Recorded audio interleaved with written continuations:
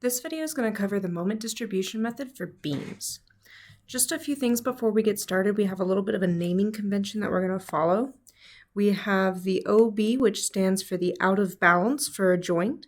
We have the NB, which stands for the new balance of the joint, which is -1 times the OB. And we have the dm, which is the distributed moment, and that's the new balance times the distribution factor, df here. And we also have the CO, which is the carryover amount, and that carryover amount is 1/2 of the distributed moment. So as we use these terms, I just want to start off the video showing you where those things came from. So here in our example, we have a fixed end all the way on the left. We have 8 feet up to a 5 kip load. Another 8 feet over, we find a roller, and then 20 feet over, we find another roller. Now in between those two rollers, we have 2 kips per linear foot, and EI is constant. So the first thing that we need to start off doing in this example is we need to find our reduced stiffness values. So in order to do that, it's all based on whether or not you're fixed effectively, or if you are fixed and allow for rotation on the other end. So when we're talking about that, what we're saying is really you're looking at whether or not you, on the end here, this obviously A is fixed, B, it's a roller, technically it can rotate, but because it's in the middle of the span, it does not actually allow for rotation. So neither one of these is actually free. So for AB, this is actually fixed, and our reduced stiffness equation is 4 times EI over L, if it's fixed. Now we've already discussed and discovered that B here is actually fixed, and C here is a roller, but there's nothing past C. There's nothing to the right of C. So technically C is going to count as though he allows for rotation, whereas B does not, because B is in the middle. So technically he is a different kind of equation, right? He's fixed and then free for rotation. So that reduced stiffness equation is 3 EI over L. And EI is constant. If it's not constant, it does just put a little bit more work into here. But for the most part, since they're all constant, E and I is going to practically cancel out. Now we are finding internal moments, and it is very important to remember our sign convention here for all of our internal moments as we go through. So let's start by finding our values for K. So we have K is equal to 4 times E times I over L, and L is 8 plus 8, that's 16 feet. So 4 over 16 is 0.25. For BC, K is equal to 3 EI over L, so this is 3 EI over L. L is 20, so 3 over 20 is 0.15. Next up, what we need to do is find our distribution factors, those DF values we talked about before. So off to the side here, we're going to find our distribution factor we're going to do AB. We're going to go from A to B to C. And we're finding the distribution factor of A on beam AB. So the first letter in this little denotation down here, that first letter is the side that you're taking it about. So it's AB, but it's specifically on the A side. And that equation is simply the K value for that joint. So the joint that is over here, there's no K value for this one, so K is 0, over the sum of all of the K values at that joint. So the sum of the K values on the right and the left. Well, on the left, it's 0, but on the right, it's 0.25. So you find that a fixed end has a distribution factor of 0. What that means is that when we go to send moments back in our table, he doesn't send anything, which makes a lot of sense. At a fixed end, you do have a moment inside, and that moment's going to be constantly just getting bigger and bigger and bigger. He never sends anything away. He's just going to resist. So next up, we then have our distribution factor for B. So now we're at the roller, but we're at B on side A. So this is B on side A. So again, B on side A, the K value is 0.25. Over, again, this is the sum of everything at B. So that's B on the left and B on the right. So B on the left is 0.25, B on the right is 0.15. So we get that that distribution factor for BA is 0.625. Our distribution factor for B on the side of C, this time B on the side of C, that's that right one. So that K value was 0.15, and the sum of both the K values is 0.25 plus 0.15. So that becomes a total of 0.375. Lastly, we have the distribution factor for roller C on beam CB. So that's this one right here.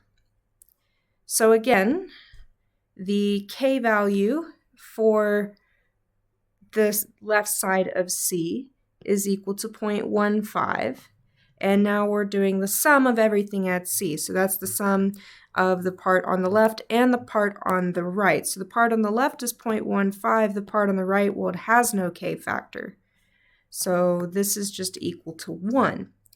So what this means is that when you try to put a moment at a roller, remember the roller doesn't have a moment, right? That's one of the things about the supports is that there's zero moment going to be at that free end roller. So what's really going to go on is that roller's just going to send it all back because he's at the outside edge, right? Because he's on the outside edge, he can just send it all away. He's not actually going to have any moment.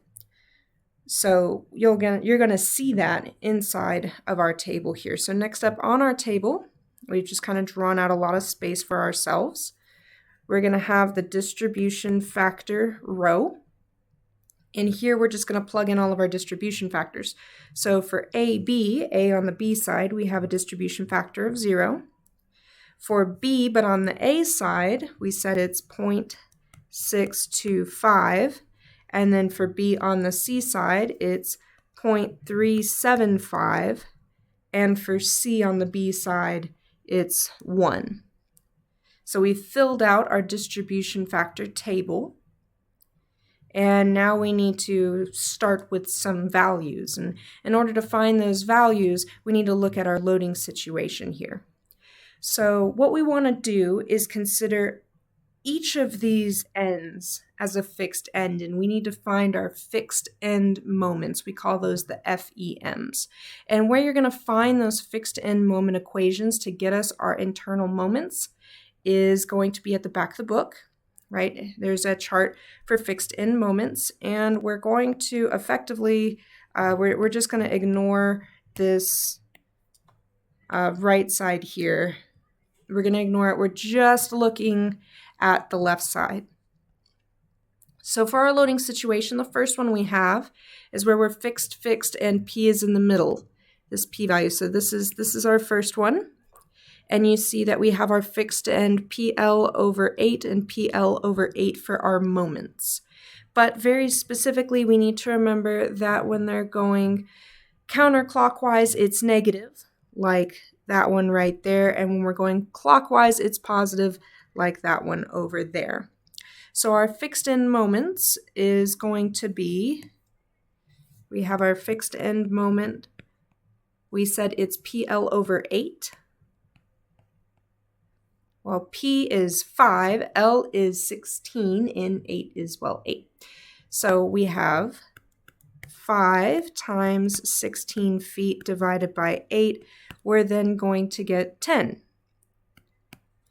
kip feet. In case anybody actually cares, it's 10 kip feet. If you're wondering, the distribution factor actually doesn't have a value because all of these K factors were in terms of EI, but it's all divided by another K factor, so all of the units effectively just go away. So we have our fixed end moments of 10 kip feet, and again, it's going to be negative on the A side, positive on the B side. So we can go put those in. It's very important that we do keep control of our positives and negatives over here. So we're just going to fill out that table. Next up, we need to see what's going on in BC. BC has a uniformly distributed load, 2 kips per linear foot. So again, we're going to go over here. We found our picture description, and it is WL squared over 12. So our other fixed end moment is WL squared over 12. W again was 2 kips per linear foot. L is 20 feet. That's 20 that we're squaring divided by 12. That's going to give us 66.7. Again, kip feet if anybody actually cares. And don't forget, we still have the negative part on the A side, the positive part on the B side. So very important to carry that over. So over here, we're going to have on the A side of things, negative 66.7. On the B side, just speaking in directions here, we have positive 66.7. So now we have our starting values. Next up, what we want to do is we want to pick a joint and put it into equilibrium. So the joint that we're going to pick is definitely not the 0 side because, well, he's just going to take. He's never going to give. We actually, if we can, we want to start at this end. Since he always gives everything away, once we put him into balance, we really don't ever need to give anything back to him because he's just going to keep sending it away on and on and on and on and on again. So once we put him into equilibrium, he's done and we don't have to worry about him anymore. So that's joint C. So we're going to start over here at joint C. So at C, we need to do the following. We need to find out how much it's out of balance, find out how much the new balance is, find out how much is the distributed moment, and then we need to carry it over. So those 4 terms that we talked about at the very beginning, we're going to do those right now. So for the out of balance, you're literally going to sum all of the things from right here and up. So the out of balance for us is a positive 66.7. The new balance is -1 times that 66.7 out of balance value. That's going to give us a new balance of -66.7.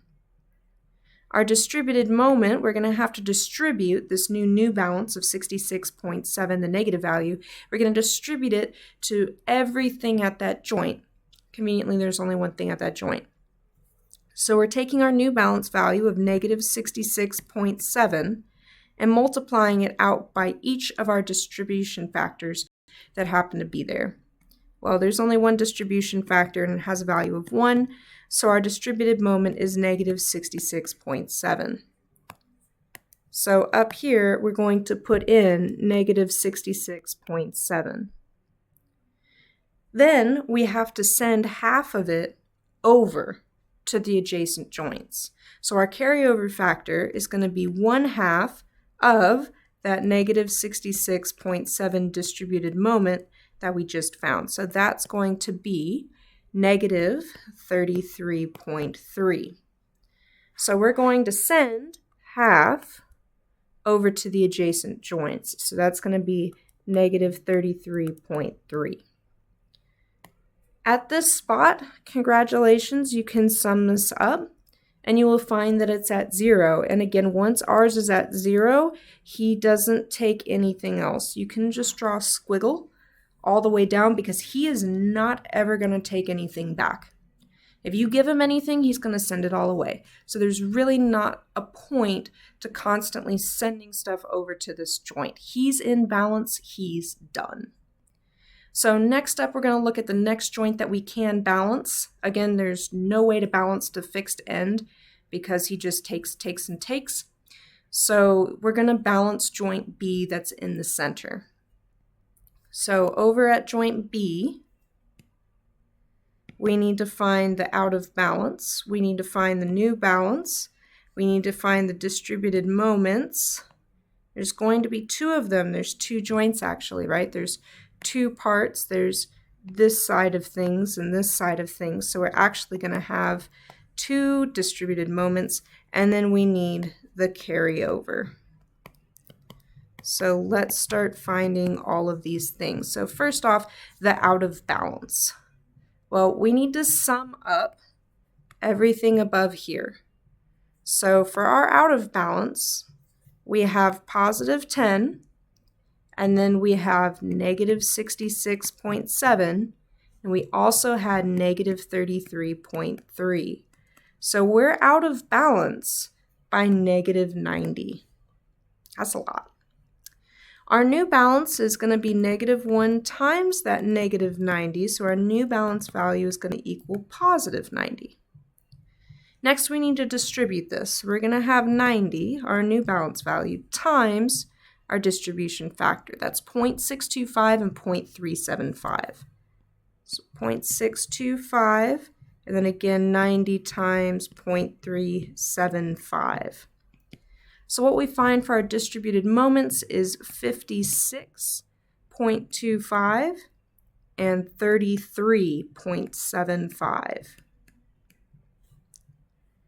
So again, we need to write those in. We have 56.25, and we said we had 33.75. Next, we need to do the carryover. So if you try to carry over this way, remember he doesn't take anymore, so no carryover that direction. So next up, we need to carry over this way. So it's actually only going to be half of that 56.25 value. So half of 56.25 is going to be 28.1. So we're going to send over 28.1.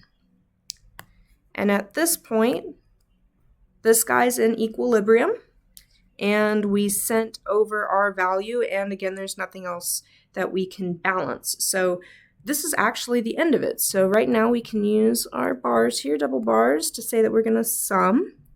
So starting at joint A, we've got negative 10 and 28.1. So our total here is 18.1. Then at joint B, but on the A side of things, we have 10 and 56. So we're actually going to get 66.3 if we round to 3 decimals or 3 significant figures. And again, we have the 33s canceling, and we're going to get pretty much, again, negative 66.3.